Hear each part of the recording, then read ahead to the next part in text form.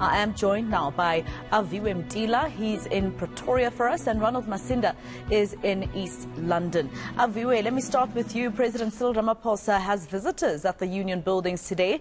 Dutch King Willem Alexander and Queen Maxima are accompanied by a number of ministers in the second leg, or another state visit by the Netherlands. You've been keeping an eye on the proceedings in Pretoria. What kind of bilateral relations improvement talks are you expecting to take place between the two states? Well, Maseko, just by the dignitaries that grace their presence here at the seat of power, the Union buildings, you get a sense of the discussions that were happening inside. We had the Minister of Foreign Affairs, Minister of Education, Minister of Defense, as well as the Minister of Agriculture coming from the Netherlands, of course accompanying King Willem Alexander, as well as Her Majesty the Queen Maxima in their official visit. You also had business heads, at least 100 people from the business fraternity in Netherlands accompanying the King there. We do know, of course, we export a lot of our agriculture, whether it be flowers or just citrus that we export a lot of, and what we get in return from Netherlands is a lot of IT equipment and the technological side of things. For example, your companies such as Philips have been in South Africa for a long time, but we do understand the trade relations between the two countries have at least doubled from 2019 to where they stand currently at around 2022, where they're at $122 billion.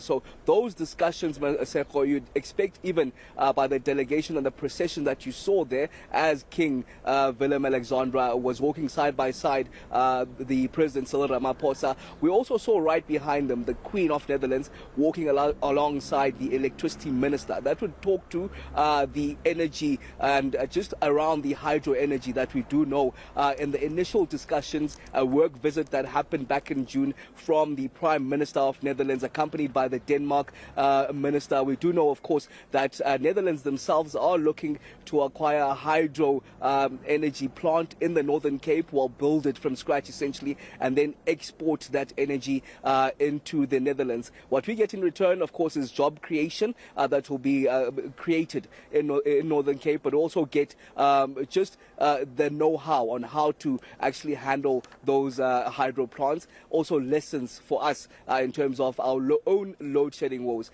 Unfortunately, Maseko, we were just allowed into the welcoming notes just after 10 o'clock, the opening addresses from the two presidents, but we weren't actually allowed inside to hear the actual conversations and the discussions that we were supposed to have, the feedback at around 12:30 that we were supposed to have. We were told that that won't be happening. But let's just take a listen to King Willem Alexander just on his opening remarks inside South Africa's seat of power. That's the Union buildings. We have come to South Africa to listen and to exchange ideas on your concerns and on everything we share. We will do so with an open mind and honest intent. We share a history which, for over a century and a half, was marked by colonialism, abuse of power, and slavery. Its traces are still visible and tangible in many places. Our country joined the struggle against apartheid, a struggle that succeeded thanks to people like you. South Africa has become a leading voice on the African continent and around the world.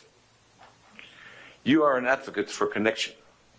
You have demonstrated the power of this in your own country with the Truth and Reconciliation Commission, which has helped heal so many wounds. Connection. That is what we need so badly around the globe.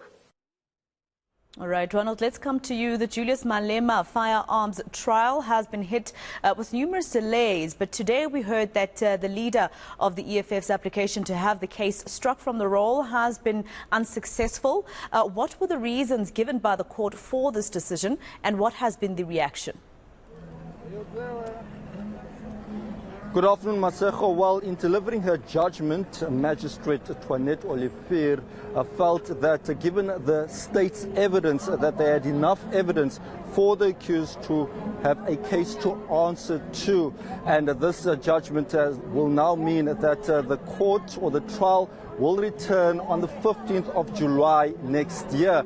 The EFF has welcomed this decision of the trial being postponed for such a long time, given that we are heading to an an election year and that they can now concentrate on campaigning. But what we can tell you is that there was a festive-like atmosphere here outside of court. There was about 13,000 EFF supporters gathered to hear the address from party leader Julius Malema. And what he told them, he criticized the magistrate like he has in the past, saying that the magistrate was incompetent and was someone who was sent by a third force to make such a ruling. He says that as a revolutionary leader, he will not give up, and this is part of the revolution.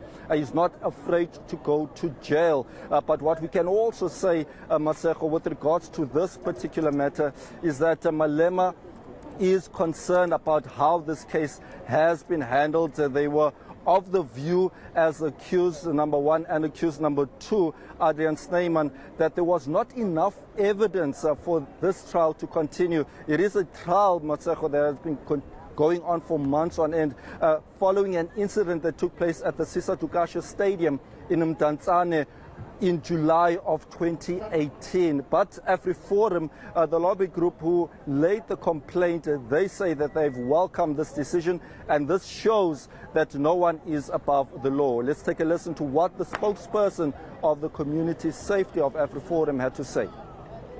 We welcome the magistrate's decision to keep this case going, but we're not surprised by it, as Mr. Malema's attempt to get this case thrown out of court was ludicrous, to say the least.